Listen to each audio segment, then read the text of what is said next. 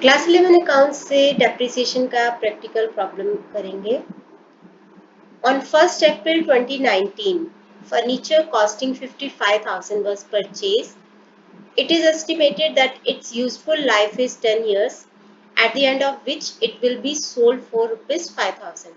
तो 1st April 19 को 55,000 का फर्नीचर खरीदा गया और एस्टिमेट लगाया गया कि इसकी लाइफ होगी 10 इयर्स। इसके बाद इसको बेच दिया जाएगा एज अ स्क्रैप 5,000 का।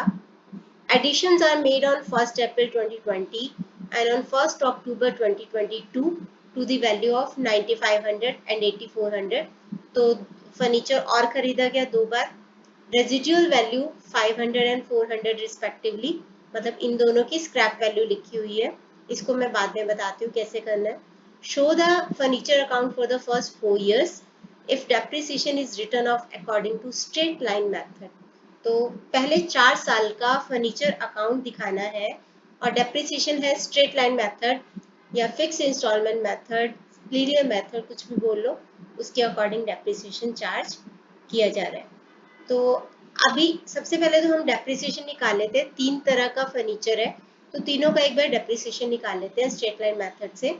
एनुअल डेप्रिसिएशन का फॉर्मूला होता है total cost minus scrap value divided by estimated life in years. तो पहले वाला फर्नीचर था 55,000, उसकी टोटल कॉस्ट थी और उसकी स्क्रैप वैल्यू थी 5,000 की डिवाइडेड बाय 10। तो 50,000 डिवाइडेड बाय 10 यानी कि 5,000 उसकी डेप्रिसिएशन। अब जो सेकंड फर्नीचर खरीदा गया है वो था 9500 का और उसकी रेजिडुअल वैल्यू थी 500। तो 9500 माइनस 500 डिवाइडेड बाय, और उसकी लाइफ भी 10 इयर्स, तो ये हो गया आपका 9000 डिवाइडेड बाय 10, 900 इस सेकंड डेप्रिसिएशन। और तीसरा डेप्रिसिएशन है 8400 का खरीदा और उसकी रेजिडुअल वैल्यू थी 400। तो 8400 माइनस 400 डिवाइडेड बाय 10, 800। तो हमारे पास ये 3 तरीके का डेप्रिसिएशन है, तो हम इसको करेंगे। तो सबसे पहले फर्नीचर अकाउंट बनाना है फर्स्ट 4 इयर्स का। अच्छा, अब जो जो फर्नीचर खरीदा है ना उसको हम पहले दिखाएंगे। यहाँ से क्वेश्चन आपके थोड़े से कॉम्प्लिकेटेड शुरू होंगे, तो इसको कैसे करना मैं आपको बताती हूँ। तो सबसे पहले हमने पहला फर्नीचर खरीदा 1st अप्रैल 2019 को 55,000 का। तो फर्नीचर अकाउंट बनाने के साथ ही आपको साइड पे ऐसे बनाना है कि पहला फर्नीचर 1st अप्रैल 2019 को खरीदा, ठीक है। तो कितने का खरीदा? 55,000 का। उसके बाद सेकंड फर्नीचर खरीदा है 9500 का और 8400 का। ये खरीदा 1st अप्रैल 2020 को और 1st अक्टूबर 2022 को। इसको एक बार मैं लिख लेती हूँ थोड़ा गैप छोड़ के। 1st अप्रैल 2020 को खरीदा है 9500 का और उसके बाद 1st अक्टूबर 2022 को खरीदा है 8400 का। याद रखना इसका डेप्रिसिएशन है 5000, दूसरे वाले का है 500, 900 और तीसरे वाले का है 800। ये तीनों का डेप्रिसिएशन। अच्छा, अब हमें क्या करना है, इनके बीच में क्लोजिंग कब कब होगी, साल की क्लोजिंग कब कब होगी, क्योंकि तभी हमें डेप्रिसिएशन लगाते जाना है। तो क्लोजिंग कब होगी? सबसे पहले 1st अप्रैल 2019 और 1st अप्रैल 2020 के बीच में एक बार 31 मार्च 2020 को इसकी क्लोजिंग होगी। यहाँ पे लाइन ड्रॉ कर दूंगी। उसके बाद 1st अप्रैल 2020 से लेके 1st अक्टूबर 2022 तक 31 मार्च 2021 को एक क्लोजिंग। उसके बाद एक और 31 मार्च 2022 को एक क्लोजिंग। उसके बाद 1st अक्टूबर को खरीदी और उसके बाद 31 मार्च 2023 को एक क्लोजिंग। तो हमें यहाँ तक बनाना है। 4 साल का बनाना था, 1 2 3 4।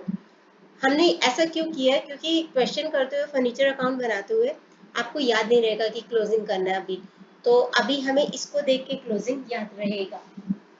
तो हम इसको करते हैं क्वेश्चन। सबसे पहले हमें इसी को देख देख के करते जाना है जो मैंने साइड पे किया है। 1st अप्रैल 2019, तो डेट डालेंगे यहाँ पे 2019 अप्रैल 1 और लिखेंगे टू बैंक अकाउंट। 55,000। अब हमें पता है इसकी क्लोजिंग, ये हमने कर दिया। अब हमें पता है यहाँ पे इसकी क्लोजिंग करनी है। तो 2020 मार्च 31 बाय डेप्रिसिएशन अकाउंट। इसका डेप्रिसिएशन है 5000। याद रखना, पहली मशीन का 5000 करते जाना, दूसरी का 900 और तीसरी वाले का 800। वो अभी हमने कैलकुलेट किया है। सेम डेट को अभी by balance CD carry down. अब 55,000 था, 5000 माइनस किया, बाकी बच गया 50,000। तो ये पहली वाली जो फर्नीचर है उसकी वैल्यू बच गई 50,000। अब अगली डेट को यानी कि 2020 अप्रैल 1 को इसका लिख देंगे टू बैलेंस ब्रॉट डाउन या BD। क्या आ गया आपके पास 50,000। ये हमने सेकंड कर लिया। अभी इसी डेट को, सेम डेट को हमने तीसरा, यहाँ से देखते जाना तो आपको इजी हो जाएगा कि क्या करना है। एक और मशीनरी खरीदी है, तो to bank furniture, to bank account 9500। तो ये हो गया आपका 59,500। अब ये क्लोजिंग करनी है हमें, तो इसको देख के हमें दिख रहा है कि मार्च 31 को।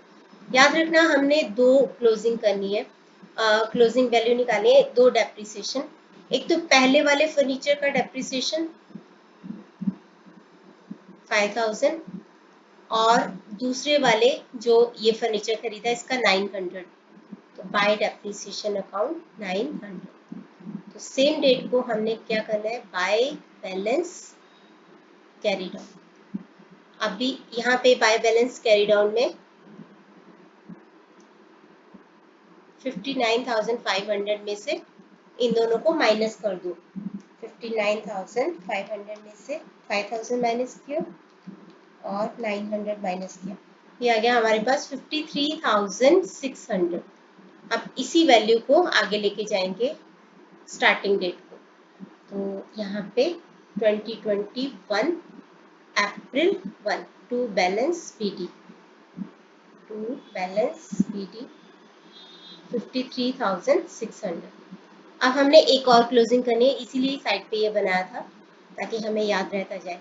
तो 2022 मार्च 31 बाय डेप्रिसिएशन अकाउंट।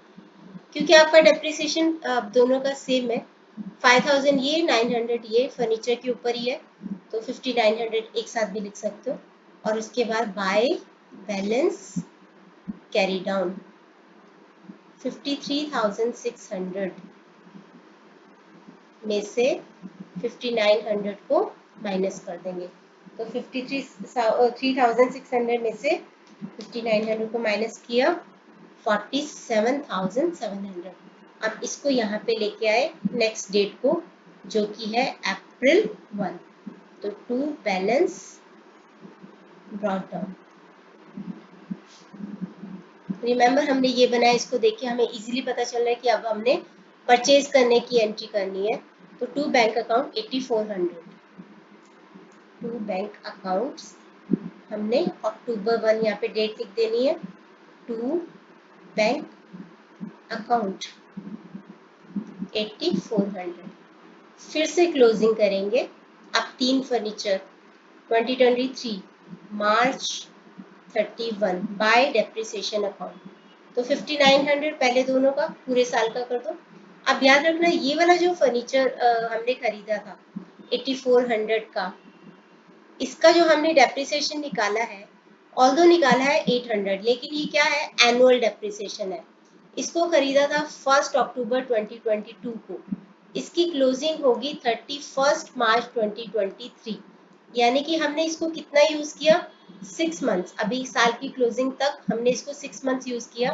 तो पूरे साल का 800 है अगर, तो 6 मंथ्स का कितना होगा, 6 मंथ का होगा 400।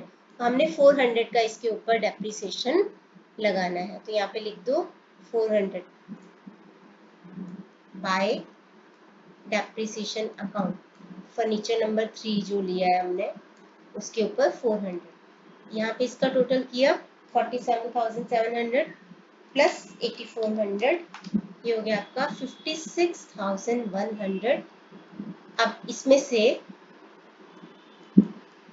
5900 माइनस कर दो और 400 माइनस कर दो, तो आपके पास वैल्यू आ गई है 49,800। तो ये है बाय बैलेंस सीडी, मतलब फर्नीचर का क्लोजिंग बैलेंस बच गया।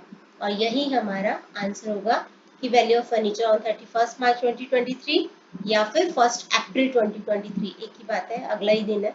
तो 49,800, और ये हमारा क्वेश्चन कंप्लीट। तो ये था हमारा 4 साल का फर्नीचर अकाउंट।